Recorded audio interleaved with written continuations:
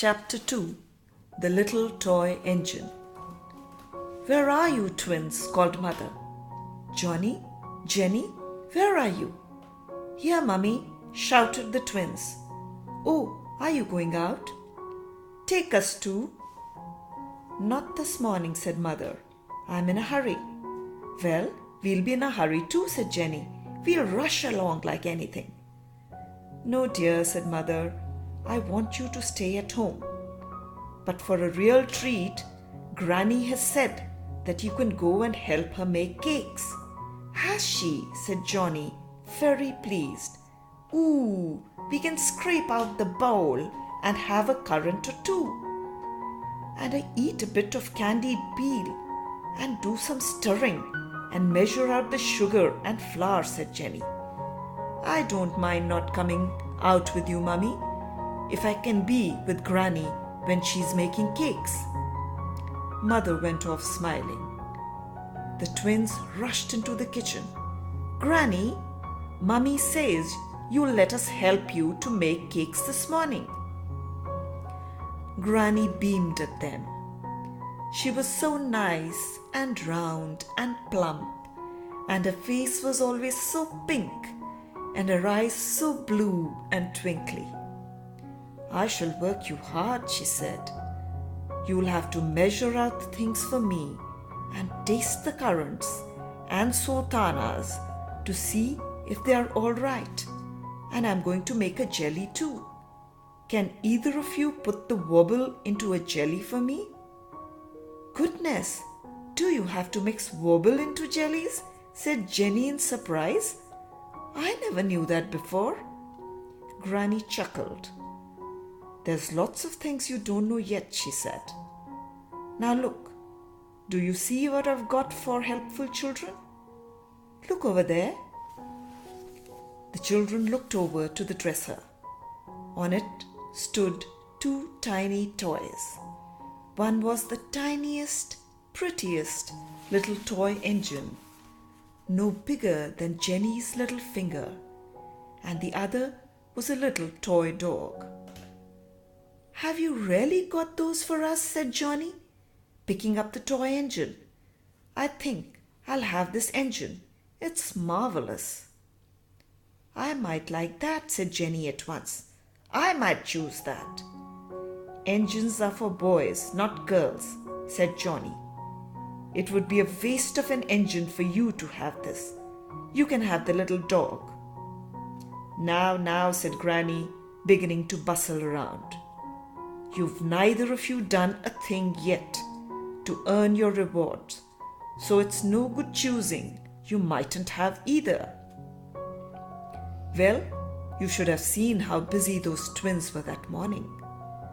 Granny said she wanted 50 raisins, 50 sultanas, and 100 currants counted out properly and mixed together for the big cake. She said she wanted the candied peel cut into tiny bits. She said she wanted the mixture stirred and stirred. So Johnny began counting, and Jenny began too.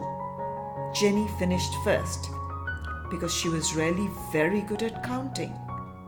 Poor Johnny got halfway through his counting, and then he spilt most of the packet on the floor. "Oh dear, it will take ages to pick up all these," he said. "You have to wash them too," said Granny. "We can't use things straight off the floor."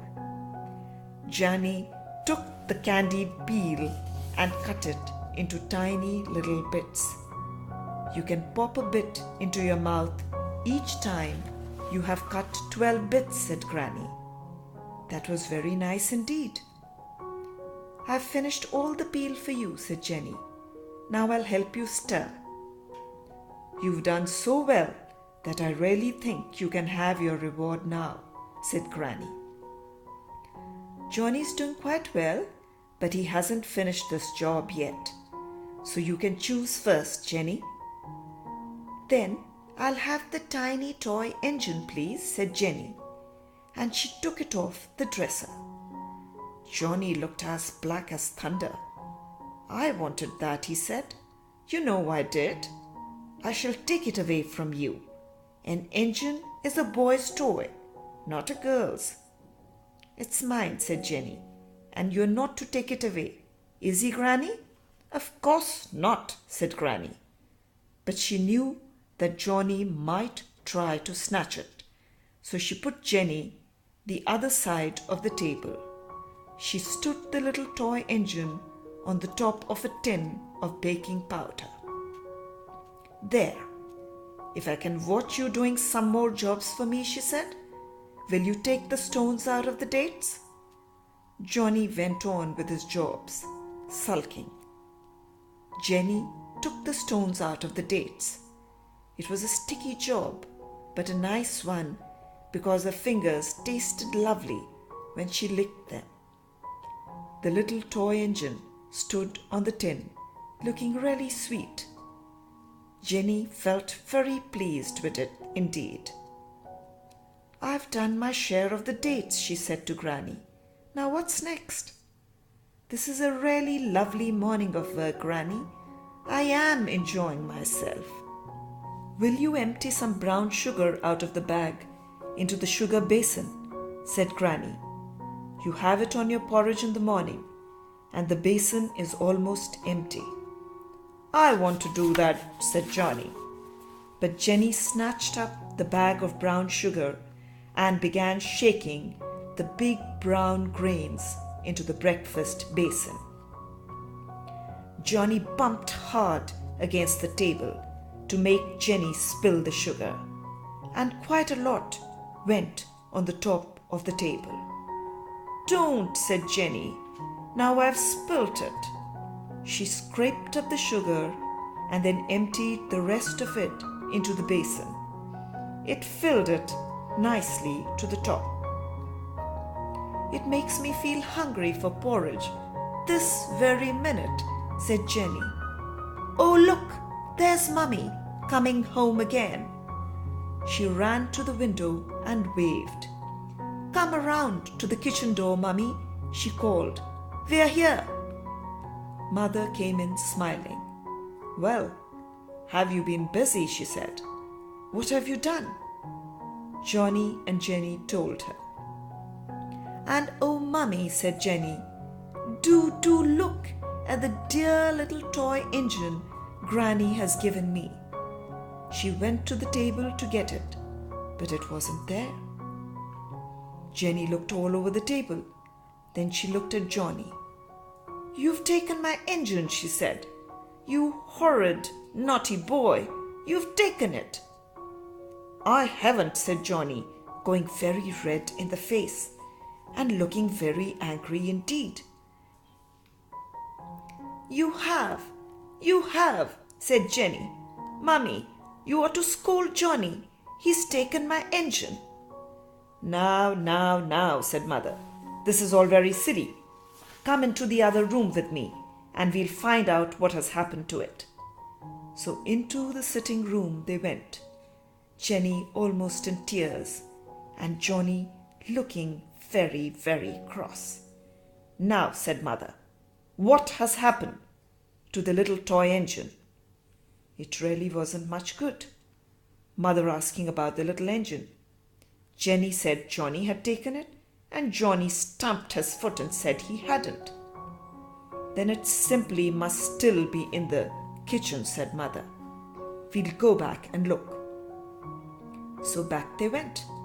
Granny had cleared up all the things on the kitchen table by then, and she shook her head when Mother came in. There's no little engine, she said.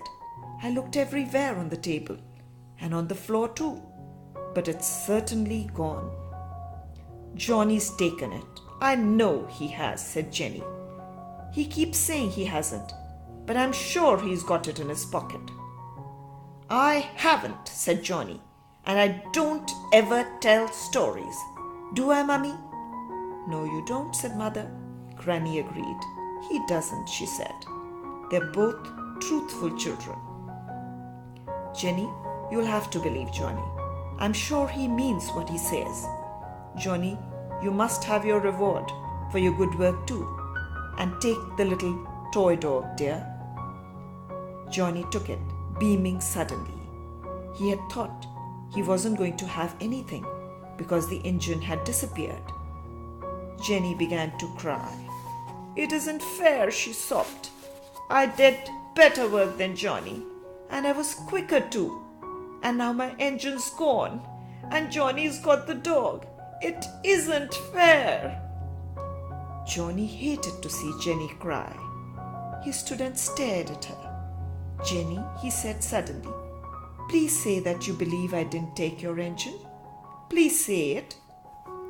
Jenny wiped her eyes and looked at her twin. "All right," she said at last. "I don't believe you took my engine. But I do think it's very, very peculiar the way it disappeared."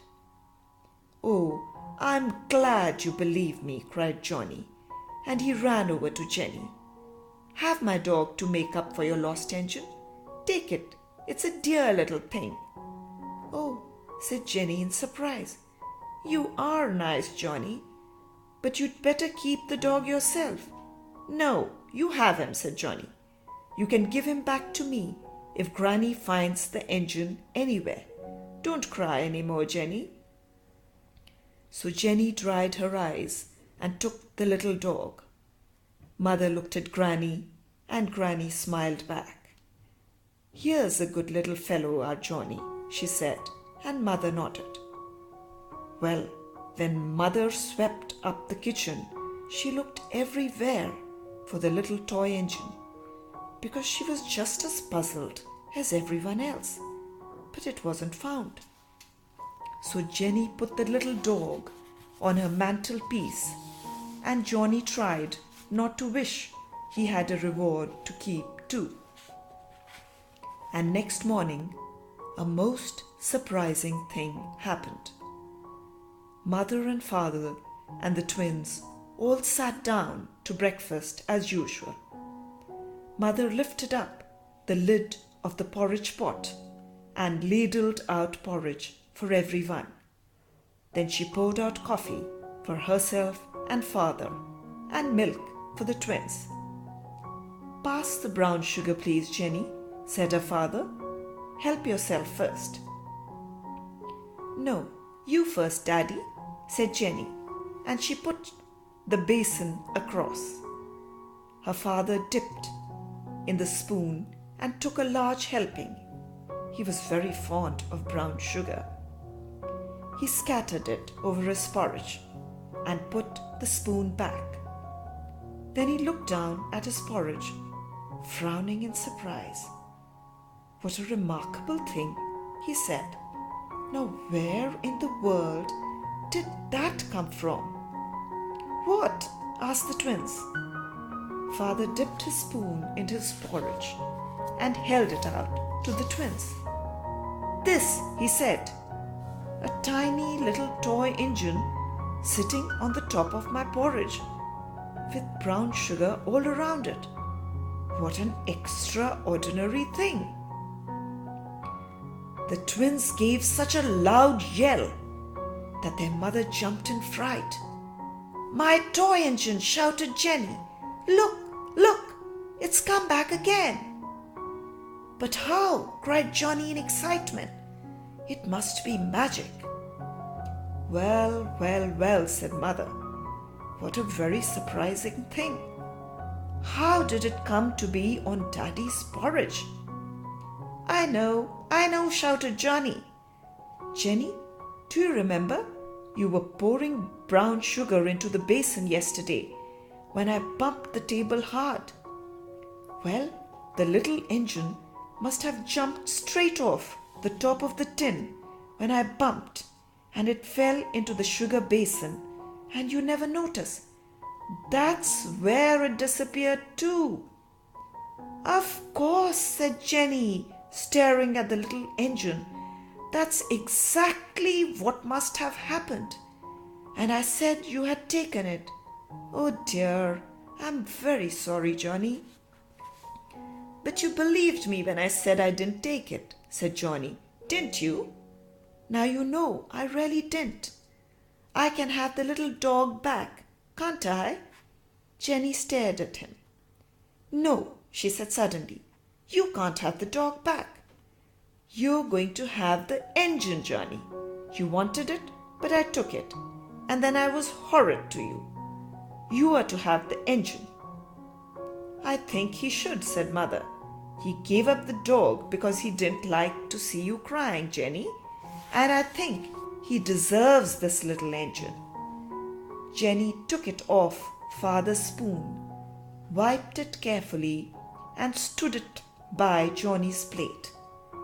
"There you are," she said, "and I'm glad you're having it. I think you're a very nice twin." They ran to tell Granny after breakfast.